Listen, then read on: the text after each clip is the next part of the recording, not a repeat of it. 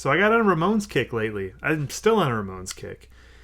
Part of it's an effort to listen to more positive music, more upbeat stuff, especially in the summer. It just sounds right. Yeah, I listen to a lot of pretty serious music. Fall always seems right for that. Winter certainly seems right for that. But summer, I don't know, just kind of feels like things should be lighter. So I find myself getting a little nostalgic sometimes, just remembering just good rock records to play. And I also, I guess thinking this way, it led to getting on a Ramones kick. It kind of started for me when I played Brain Drain, which is an album that many people are probably rolling their eyes about right now because it's not regarded as one of the Ramones' better records, but it was a record along with Ramones Mania that got me into the Ramones. I was about, 16, 17 when that came out, Brain Drain. And I played the hell out of it. I loved it. I found nothing wrong with it. I thought it was a pretty good rock record, and I love certain songs. I Believe in Miracles, Pet Sematary, Palisades Park, the cover, Don't Bust My Chops, Merry Christmas, I Don't Want to Fight Tonight. But I was playing it, had a few drinks in me, sitting out on our deck, and I was playing Brain Drain, and I found myself, I hadn't listened to it in years, first of all, singing along to every lyric. It's like I knew all the songs. I probably hadn't played that record by the Ramones, I don't know, 30 years possibly. It could have been 30 years. And the other record that got me into the Ramones was Ramones Mania, a killer compilation. And one thing I've realized lately as I've gotten on this Ramones kick and I've dug deeper into albums I didn't really know by the Ramones, or maybe just knew at a real surface level, is that there was a huge benefit for me in having that Ramones Mania collection because it introduced me to tons of stuff. It was like a double record. I had it on cassette and I later got it on CD. And I played it in the car constantly on cassette at the time. And the thing that I find really good about it, other than having all those great songs, is that it was not in chronological order. So I had, in a way, no idea what the older Ramones songs were on that record and what the newer ones were. I mean, I knew a little bit. I knew that Beat on the Brat and Blitzkrieg Bop were early songs. But I had no idea, on the first album, but I had no idea that something like We're a Happy Family, I thought that might have been a newer song. Or I thought that Howling at the Moon might have been an earlier song. I had no idea like where all these songs lay. And it's only recently on this kick when I've gotten more and more into their records and listened to a ton of them that I never really listened to start to finish. Now, I've always loved the album after this, which is called Road to Ruin. I've always had a really good copy of this on vinyl, so I've played it quite a bit, and I love it. It's the one with I Want to Be Sedated on it. It's got what else does it have on it? So it's not one I've played real recently because I felt like I knew it pretty well. I Just Want to Have Something to Do is on there. Needles and Pins is on there. Don't Come Close. Questionably. Very good record. And I always thought that this particular record was in such better shape than the one I just took off my little musical stand here. And I hate doing things backwards. It always messes me up. But Rocket to Russia. So I listened to Rocket to Russia. I always thought I had a crappy copy. I listened to Rocket to Russia, and it completely blows me away. And it occurs to me that maybe I hadn't played it since I upgraded started to upgrade my turntable. And I've had, I guess, 2 since then, and had a really crappy one at one point, probably around the time I got this. And maybe that's why I didn't listen to it much. But it seemed pretty new to me, and I was completely blown away by this record. Completely blown away. I couldn't believe the quality of songs, one after another, after another, another. And this one has I Want to Be Sedated, which again I thought was a later song. Cretin Hop, Rockaway Beach. I had no idea that Rockaway Beach and Sheena Was a Punk Rocker are on the same record. Like that, amazing. And Teenage Lobotomy. I always thought Teenage Lobotomy was probably on an album like Ramones Leave Home. And Surfin' Bird, Ramona, Here Today, Gone Tomorrow, and We're a Happy Family. I was just completely blown away by Rocket to Russia. having not really listened to it that much, or if I had, I'd kind of forgotten about it. So back in like 88, 89, I guess 89, when I was getting into the Ramones, I had Mania. I already covered that. I had Brain Drain. I quickly after that got their self-titled record, Ramones, the one that, put them on the map, and everybody seems to know that one. And then I had an opportunity to see them at Summerfest in Wisconsin in 1990. It was part of the tour that they did with Debbie Harry and Tom Tom Club. I think it was called Escape from New York or something like that. I remember seeing Tom Tom Club. I don't remember seeing Debbie Harry. I don't know if she opened up and we didn't get there in time, or if she headlined and we took off, or if she didn't play. I have no idea, but I don't remember seeing her. I also had not really gotten into Blondie and all that yet, so that might have had something to do with it as well. But the Ramones show, holy crap, I just could not believe how good it was. I mean, 1, 2, 3, 4, and just another song after another, after another, after another. I mean, just breakneck pace. I mean, just unbelievably fast songs.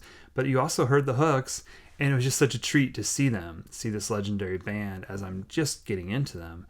And realizing now, of course, how lucky I was to be able to see them. And it was an outdoor show, but I don't remember it being that big. I forget what stage they played on, but I remember being able to see quite well and feeling like I was definitely part of it. Not that I was, I was not watching a video screen or anything like that.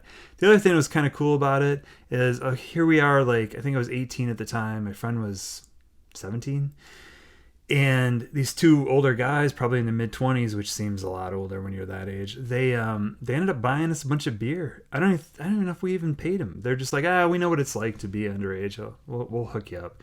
And so they just kept, we know what it's like to be underage and at a show and just really wanting a beer, and you're 18, like, who cares? And so they would go up and buy us beers, and it was just such a cool experience. I mean, kind of bonding with those guys too, just watching the show and being like, holy shit, this is great.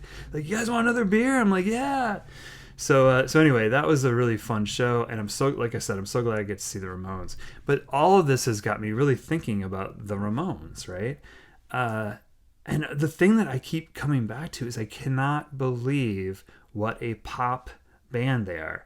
They have pop chops like nobody else. I mean, these singles they would put out, Sheena's a Punk Rocker, I Want to Be Sedated. But the big two ones for me, the big two are off this record, which are Sheena's a Punk Rocker and Rockaway Beach. Why were those not huge hits?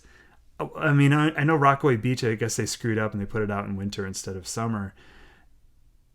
It's like crazy to me that I play like Mania or this record or Rocket to Russia or Road to Ruin or the End of the Century, the one that Phil Spector produced, and hear all these songs, and I just can't believe that like none of these really charted, none of them went anywhere. And it was definitely a big deal between Joey and Johnny. Johnny, after the Phil Spector record, just kind of like gave up on having any hits, but Joey really wanted to break through on a different level. And we ended up watching End of the Century, which I had seen in the theater, and I thought for sure some streaming network would have End of the Century, but I could not find it anywhere except for YouTube. And there was one version that was in English. Well, I guess both were English, but it was not subtitled. The one I ended up finding and watching was subtitled in Spanish. Now, why did I watch that one? Because the regular one had the music removed, I guess to comply with YouTube. But the one in Spanish had all the songs in it. I'm like, or Spanish subtitles. I'm like, I don't care if there's Spanish subtitles on there. I just want to hear the music and see this whole thing. And I'd forgotten a lot of it, but it really comes back to that theme of them really wanting a pop song, especially Joey, working with Phil Spector, having mixed results from that, but it never really breaking through the way they wanted to. And I was talking about a lot with my girlfriend, the archivist. Most of you kind of know who she is or have seen her on Mazzy's videos back like a few years ago. We were talking about it. She's like, well, I can totally see why they never broke through. I can just totally, they were never going to have like a top 40 hit. I mean, she's like, just look at them. And yeah, I mean, you look at the Ramones, you're like, they're not going to be on the cover of Teen Beat or 17 magazine or whatever. And probably not going to be hanging posters up in some girl's bedroom, at least not mainstream girls at the time. But I just could not get over. I just still think it's crazy that a band like that was not more popular. But I'm glad they weren't. I'm glad that, in a way, I mean, it sounds like they made a living. They did just fine and all that. But boy, is it ever a treat to pick up one of these records or listen to it again, or one I barely heard, several I haven't heard at all, and find these little nuggets in there. And I had a complete blast. I mean, I've listened to Subterranean Jungle. I'd never listened to that one before. Listened to Pleasant Dreams, which I had listened to a couple years ago and really liked. Also looked at some of their videos, like off Pleasant Dreams. I have a video for We Want the Airwaves. It was kind of cool. I think if I had seen that on MTV, I probably would have gotten to the Ramones a little bit earlier than I did. The only video I ever remember seeing, maybe Pet Sematary. Actually, I think I did. But I do remember seeing the video for I Want to Be Sedated a lot. And I always figured, maybe that's why I thought it was a new song, because it was the single they put out to promote Ramones Mania, their kind of best of collection. And I love that Phil Spector record. I really do. I love songs like Danny Says, which I really got woken up to Danny Says when Tom Waits covered it off his 3-record Bastards, Brawlers, and Ballads. I believe it was on the Ballads record, kind of towards the end. And yeah, what a great song. Of course, you also have Rock and Roll Radio on there, which not one of my favorite Ramones songs, but you could definitely see that one being a hit. And of course, Rock and Roll High School. I also, a certain age, when you're missing these things coming out in real time, you also tend to think, or I did, that Rock and Roll High School was like this huge movie. And it's like, no, it's a little cult classic. But yeah, so the Ramones, there's a few more, or I think maybe 2 more records I haven't heard. Maybe just one. Halfway to Sanity, I know I haven't heard. Maybe that's it. I had Howling, or I had another single that should have been huge, Howling at the Moon. Holy crap, is that thing. I'm just shocked that wasn't a hit too. That was off Too Tough to Die. I did buy that album. I have that on vinyl, like long time ago. I might have even, it's hard for me to remember. I might have even had that before I got into them, or shortly after. I wasn't playing vinyl at the time, so if I bought something on vinyl, it didn't get played much at all. Maybe that's part of the reason that I don't really remember buying it, because I probably didn't listen to it that much. I don't really like that record. I know some people love that record and see it as a return to form. I don't like the more hardcore elements of them. I kind of don't like it when Dee Dee sings, to be honest. Maybe that's sacrilege. I like Joey. up front.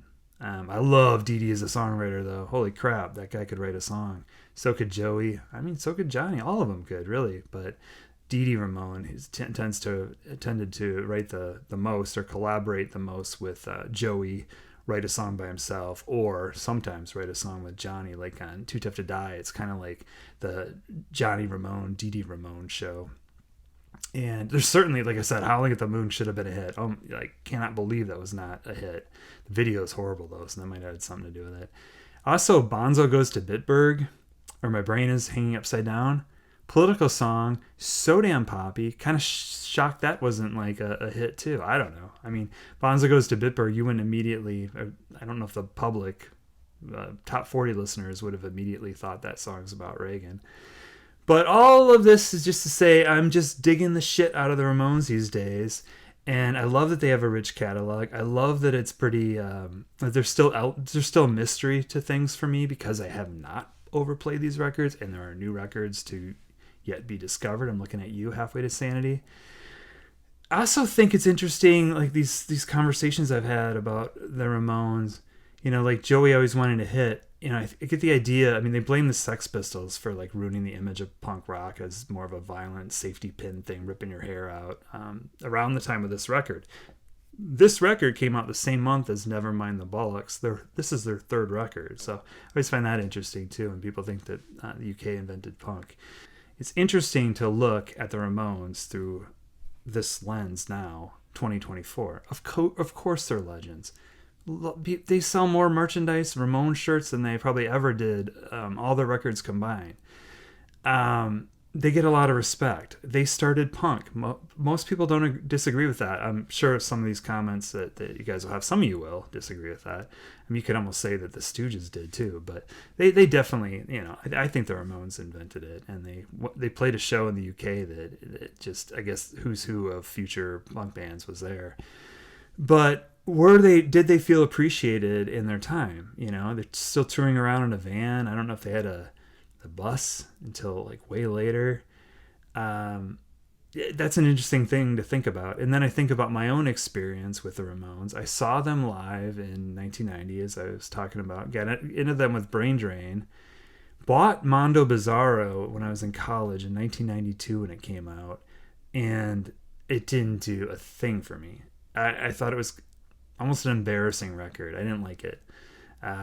And you know, had they come through near me, I didn't know about it. I'm sure they did, but I didn't go. And I also didn't go or didn't buy their Acid Eaters record, which is a bunch of covers. And I also didn't get Adios Amigos when it came out. I still haven't heard Acid Eaters or Adios Amigos. So, yeah, lots of people jumped off at different times and probably did just kind of take the Ramones for granted, but certainly not anymore. Definitely a huge appreciation for the Ramones, a lot of respect, but there is a ton of music out there yet to be discovered for a lot of people, including myself. But yeah, just want to talk about the Ramones. Such a like fun band, and crazy lyrics. Like the more you get into it, you get out a lyric sheet sometime and sit down with these records. You know, it's just crazy the kinds of things they were talking about. But anyway, gabba gabba hey.